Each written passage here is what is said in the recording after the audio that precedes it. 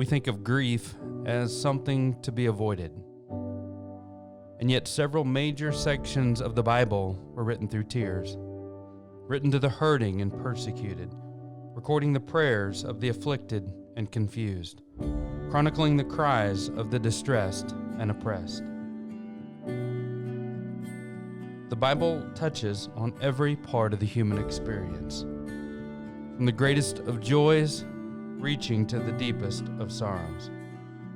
In this series, we'll see hard questions, real hurts, honest complaints, and prayers that are beautiful and raw. But even more than that, we will see a God who is worthy to be praised and has an amazing purpose in our pain.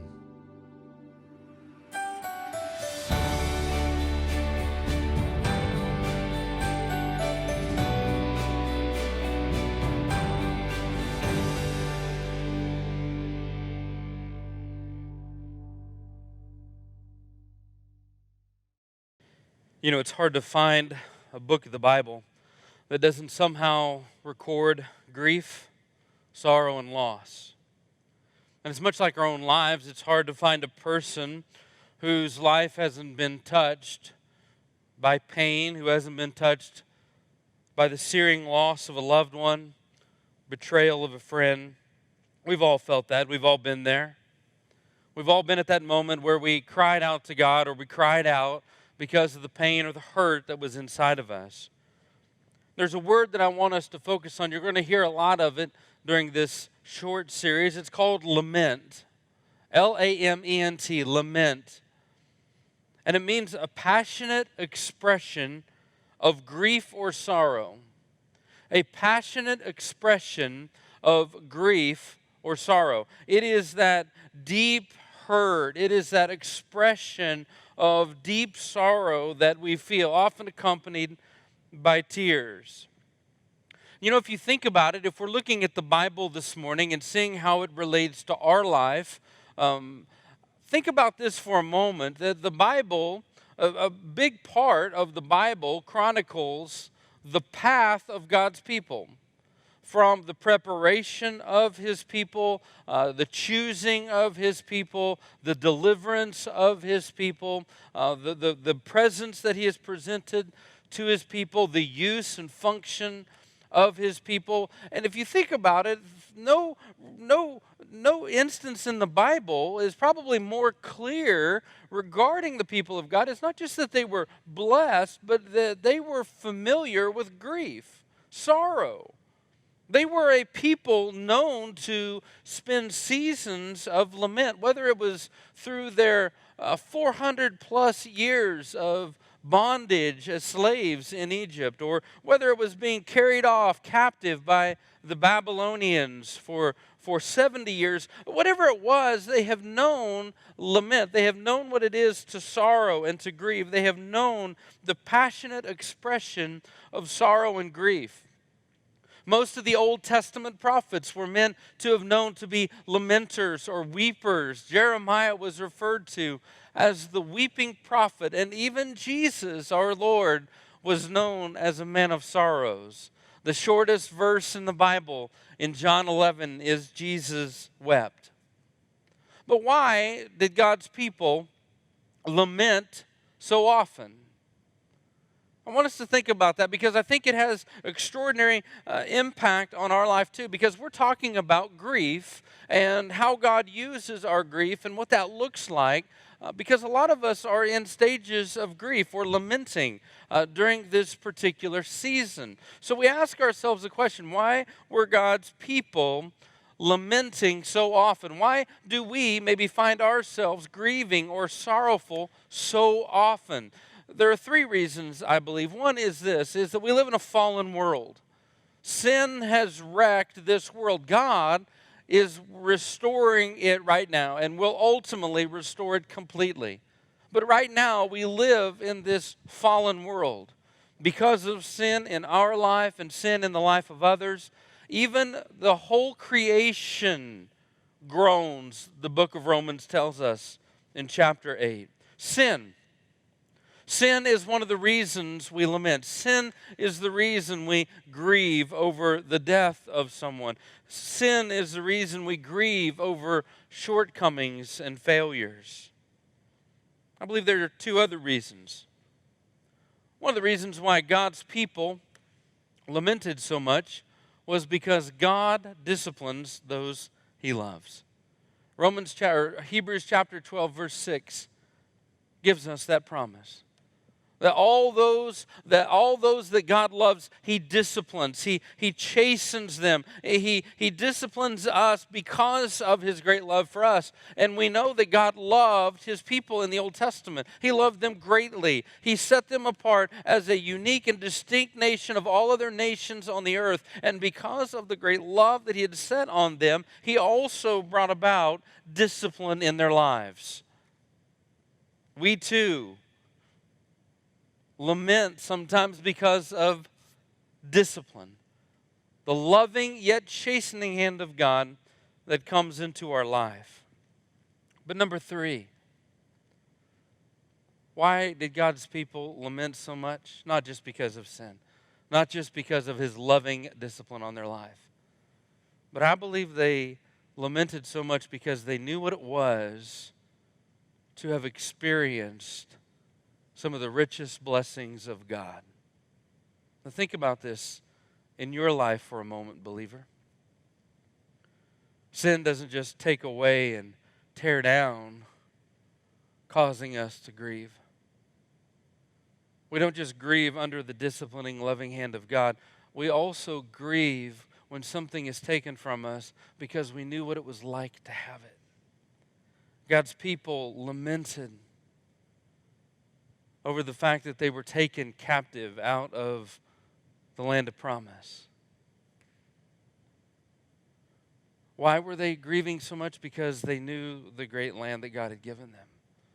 They'd been removed from the land flowing with milk and honey. They had been removed from Jerusalem, their chief joy. They had been removed from their temple worship. They had seen enemies come in and tear those things down. They were grieving and mourning over something that was lost because they knew what it was to have experienced it. And oftentimes we grieve over the loss of someone because that person made such an impact in our life. I can't foresee a moment, a season in my life where I will not grieve the loss of my mother and father because they were so meaningful to me. I knew what it was to have a loving father and a loving mother. And when they left, I grieve because I experienced that.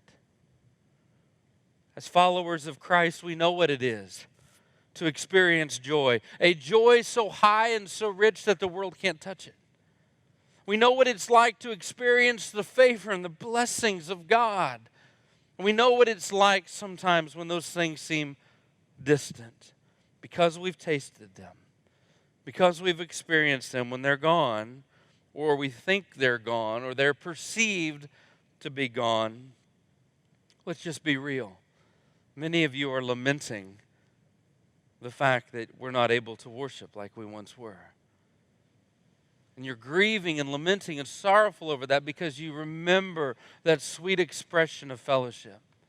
You remember how much it meant to you to be able to see the face and hear the voice and clasp hands and give a hug and receive a hug, to go through life with someone that you loved and cared about. The scripture we're looking at this morning is Psalm 22. It is one of many of a selection of psalms categorized as psalms of lament. Psalms of this great expression, deep expression of sorrow or grief. And there are two different classifications of the psalms of lament. There are community psalms where they are lamenting as a group of people, and then there are individual psalms of lament where one person is grieving. Now, oftentimes, the individual psalms of lament, they will be grieving over their health that is gone, the persecution of others in their life, their friendlessness, or calamity or tragedy that has happened, or sin. And this morning we're going to a text that is probably very familiar to you, not because the text itself, the original text, is that familiar, but because it's something we have heard Jesus say in the New Testament. And I want to start reading in chapter 22, verses 1 through 8, and then we'll read verses 19 through 22. The Psalm of David says, my God, why have you forsaken me? Why are you so far from saving me, from the words of my groaning? Oh my God, I cry by day, but you do not answer, and by night I find no rest. Yet you are holy, enthroned on the praises of Israel. And you, our fathers, trusted. They trusted, and you delivered them. To you they cried and were rescued. In you they trusted and were not put to shame. But I am a worm and not a man, scorned by mankind and despised by the people. All who see me mock me. They shake their mouths at me. They wag their heads. He trusts in the Lord. Let him deliver him. Let him rescue him, for he delights in him. Verse 19. But you, O Lord, do not be far off. O you, my help, come quickly to my aid. Deliver my soul from the sword, my precious life from the power of the dog. Save me from the mouth of the lion. You have rescued me from the horns of the wild oxen. I will tell of your name to my brothers. In the midst of the congregation, I will praise you. I think the thing that probably jumps off of the page to us the quickest is number one, the complaint. Listen to David, the man after God's own heart, the shepherd king, the victor of Goliath, the king of Israel, the king by which all other kings would be judged. Listen to the words that come out of his mouth. My God, why have you forsaken me? Why are you so far from saving me from the words of my groaning? He has a serious complaint towards God. Now notice this for a minute. This might be a bit shocking to us because we find David speaking to God with an unvarnished tongue. You see, that is one of the amazing things about grief and about lament and about sorrow is it knows no beauty. The truth is, many of you and I have probably prayed our most honest, sincere prayers at the lowest points of our life. They weren't beautiful in our eyes. We didn't select just the right word to put in there. It was literally being pressed out through the pain of grief and the sorrow that we were experiencing. And all we could do was just literally utter out these groanings that took the form of words that in our mind were gross looking. They were not varnished. They weren't polished. But in God's eyes, they were genuine. God will always accept the genuine over the pretty any day. And here, David makes his complaint. My God, why have you forsaken me? Before you think for a moment that David was wavering in his belief of God, the text doesn't support that at all. In fact, David proves himself to be a believer. You see, even in that request, my God, why have you forsaken me? He does not for a moment believe that God does not exist. He knows he exists. He's questioning now, God, from my perspective and what I know about you, all that I'm seeing and how it lines up, you should be doing something right now, but you're not. We've probably all been there at one time or another. We thought that God should have brought a healing. We thought that God should have made that event not happen. We think that God should have skipped over our house or our family. And we look at ourselves and we look at the situations and we try to line them up with God. And to the best of our ability, from our perspective, we look at it and we say, God, this looks right and this looks right. And if A and B should equal C, that means you should be doing something, but you're not, and we don't understand. David's complaint was born not because he didn't believe in God, but because he did believe in God and he knew God existed and he wondered why God was tarrying in his life, realizing, understanding all that he was going through. See, David believed he existed, David believed he ruled, and David believed he cared. He just didn't know why God was tarrying. God, why are you waiting? I'm sure God's people for generations wondered why they were still in the brick pits. I'm sure God's people wondered why they would be carried off to Babylon and the gates of the city being destroyed. I'm sure they wondered those things, and yet God used all of those for a purpose. Beyond his complaint, look at the problem that forced the complaint. The issue that set at the seed that the plant of the complaint grew from. And you'll find it in verse number 6. But I am a worm and not a man, scorned by mankind and despised by the people. All who see me mock me. They make mouths at me. They wag their heads. David felt friendless. We don't know exactly what event it was in David's life that caused this to take place, but what we do know is this, is that at this moment, he felt like an outcast. He felt like the people that should have been friends and should have been supportive of him were now against him. He felt alone. You also may be at times and seasons, your grief and sorrow right now may be because of loneliness. You may feel alone, not because they're casting you aside, but because the situations of life right now have put you in a place where you're by yourself, where you feel as though you're by yourself. You're friendless, the loss of others. There was a relational component to David's grief.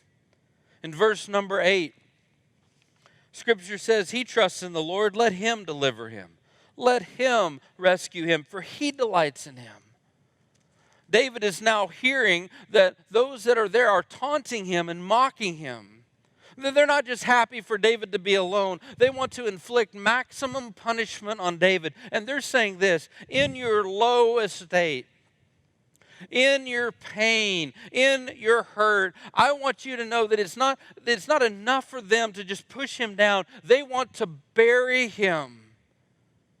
Now they're bringing in his God. Oh, no doubt this was something that David could not understand. God, they're mocking me. God, they're mocking you. Why are you waiting so long? Why are you tarrying?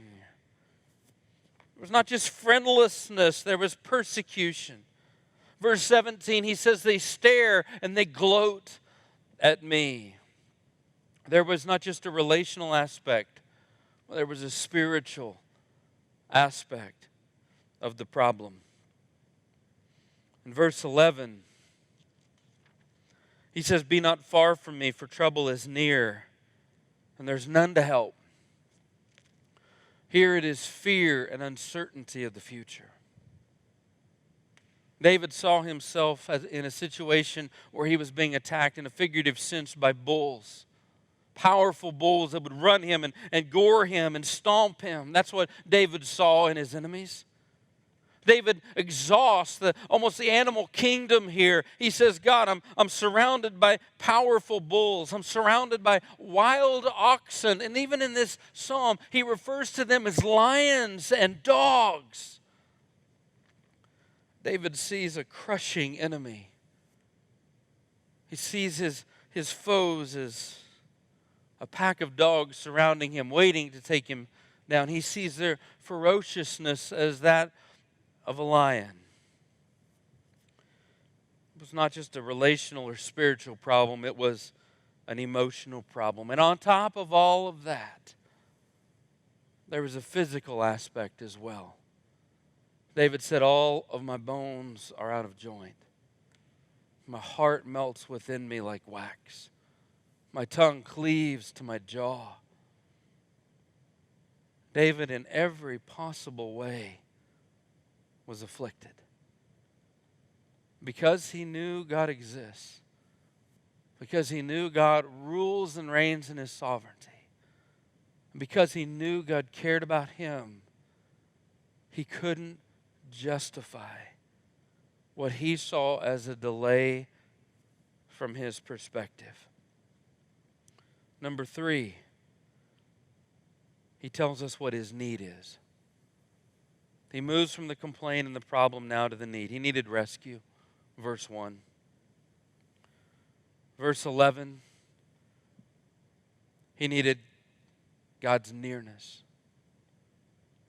God, do not be far from me, he cries, which is a common cry in the Psalms of lament for the nearness of God.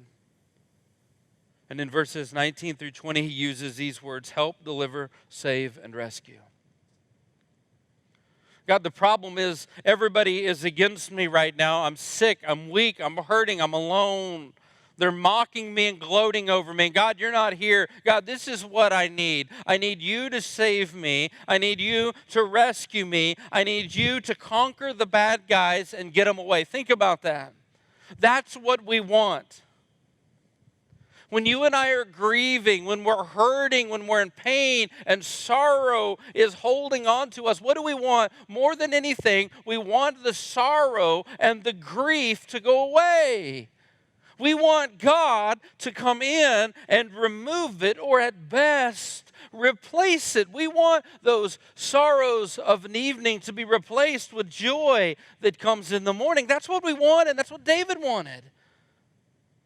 And you and I, right now, want that. In our hurting, we want to be rescued.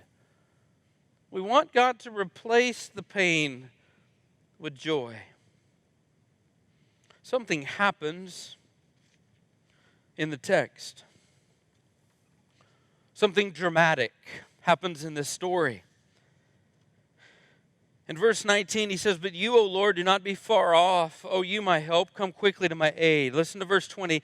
Deliver my soul from the sword. That's what we want. Deliver my precious life from the power of the dog. Save me from the mouth of the lion. And then the second part of verse 21, he says this: you have rescued me from the horns of the wild oxen.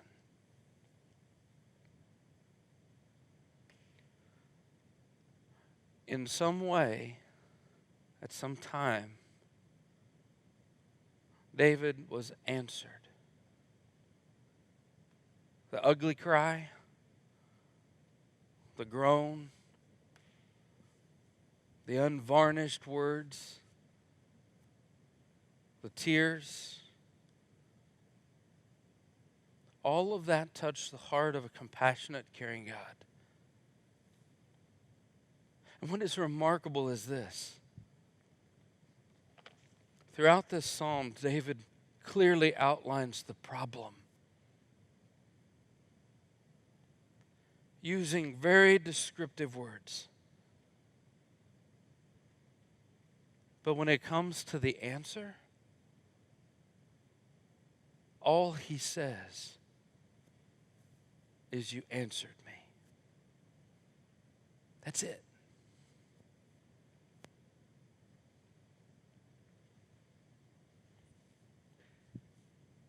How was he answered? We don't know. We know in verse 21, he says, you answered me. David saw the source of the response as God. Maybe it came through a friend. But he saw that the source came from God. Maybe it was that all of his enemies dispersed. It wasn't timing. He saw it as God. You answered me and rescued me from the horns of the wild oxen. Do you remember David came into this fight well prepared? David walked down into the valley of this grief with all the tools that he needed. David never seemed to go into a valley that he wasn't quite prepared for, except maybe one. He started out the psalm by saying, God, this is my heartfelt feeling. But even in that, he told us that God exists, and he knew that God heard. He also, in verses 4 and 5, knew that God had a history of being faithful to his people. David had a past, not just the present understanding of God, but he had a past record of God's faithfulness. And he had a promise to hold on to. In verse 3, yet you are holy, enthroned on the praises of Israel. David understood something. That God, even if I don't see and don't understand exactly what you're doing and why you're doing it and when this is going to come, what I do know and what is unshakable in my mind is who you are. He had a present, past, and a promise to hold on to. Let's get to the meat of this right here. Number 5, final point. What was the outcome? We've seen the complaint, the problem, the need, the solution. What was the outcome? For you and I, as we're in the middle of seasons of grief, if that's the case, or we're preparing for grief, or we've just come out of a season of sorrow or lament, what is the outcome supposed to be? What was the outcome for David? One of those was he was drawn to God. That season in his life, that pain forced him and drew him to God. And not only did it draw him to God physically on his knees, bowing before God, it also drew out of him some of his honest feelings towards God. His heart was revealed. Another outcome was that God answered prayer. Church family, let me tell you something. For those of you that are listening to this sermon, and right now you know there's grief right here. Maybe there's grief that you've never dealt with. Maybe there's hurt and pain right here that you've locked up, and you thought that not dealing with it was dealing with it. Let me tell you a truth. Not dealing with grief is not dealing with grief. That's a truth. Let me tell you something awesome about God.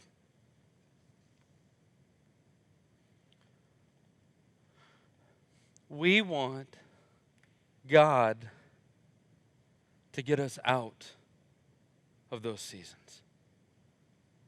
David said, God, I need you to rescue me. What if the real deliverance isn't a deliverance at all? What if the beauty for the Christian is not that God gets us out of it, but that He gets in it with us? What if you and I as believers, and we cry out to God and we say, God, this hurts, this stinks, God, I don't like the way this feels, I'm hurting, I'm in pain, where are you? What if we're asking God to get us out of something that He is just waiting to jump into? Let me tell you something. The incarnation of Jesus was not just so that He would suffer for us, but so He would suffer with us. Here's the great thing about Psalm 22. When David is crying these words out to God, hundreds of years later, Jesus, God in the flesh, will literally live those words out. So when you and I start to think, God, this hurts, get me out of it. No, that's not how it works. God is wanting to infiltrate, to take over. In the midst of our grief, Christian, here's the great joy. When we say, God, this hurts, He says, I know. When we say, God, I'm scared, in His infinite wisdom, He can say, I know. When you and I find ourselves in places that we don't want to be, we remember as a Christian, He is in it with us. He promised He would never leave us or forsake us. He promised. He promised that. Why? Because He knows the world is hard. He knows that we are weak. He knows that we are a people that are prone to sin. He knows that His love is going to discipline us, and He knows we have tasted the good things, and when those are gone, we hurt And He prepared us for that through His promises that will never leave us or not prove true. Through the person of the Holy Spirit that lives and abides every born-again believer. He gives us the ability to praise. David spills the banks of the human imagination as he closes the psalm out. He speaks of the height and the majesty of God. He speaks of the length of His reign, which is forever. He speaks of the span of His rule over all people. And David even says these things have happened for a generation that is to come. The great author and thinker, when contemplating grief and loss, C.S. Lewis said these words: God, who foresaw your tribulation, has specifically armed you to go through it, not without pain, but without stain. God has a purpose. God has a plan in your pain, and that is to draw you close to Him and bring you to a place of praise that you and I may bless the lives of other people through that experience. Christian, you have the sure and solid promise of God's word today that you will not suffer alone ever. There's not anything you could go through that Christ is not going through with you, that Christ has not prepared you for and given you promises strong and sure enough to stand on. So in this season of grief, let your prayers be ugly. Let your heart be open. Let your life trust. Because even when you and I don't see how they line up, from God's perspective, He's got it all under control. He is waiting, eager. For those of you that have never trusted Christ as your Savior, there's never come that moment in your life where there's been a decision to follow Jesus Christ and to receive that free gift that He offered on Calvary. Today, you have a promise available to you. That God, through what Jesus did, suffered for you on the cross, saying those very same words, my God, why have you forsaken me? He was distanced so you and I would never have to. But unbeliever, please hear me. He didn't just die to suffer for you. He died to suffer with you. What if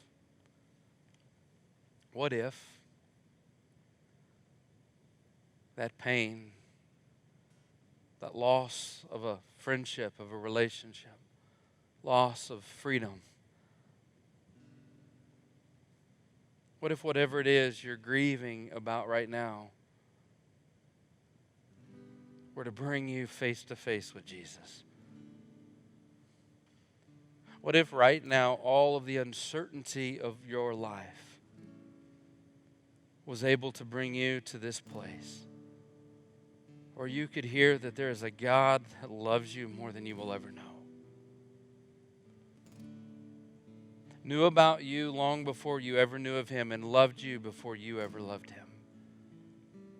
And that today, from your heart to God's, when you pray by faith, believing in the finished work of Jesus Christ, His resurrection, and the sacrifice He made for you, and receiving that free gift,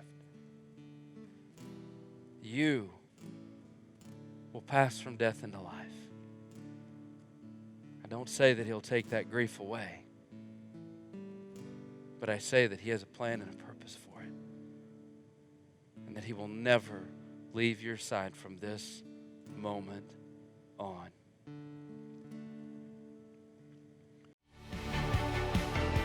Hey, thanks so much for listening to our podcast at First Baptist Joplin. If you are interested in coming and worshiping with us live, we would love for you to come at 9 and 10:30 on Sunday mornings.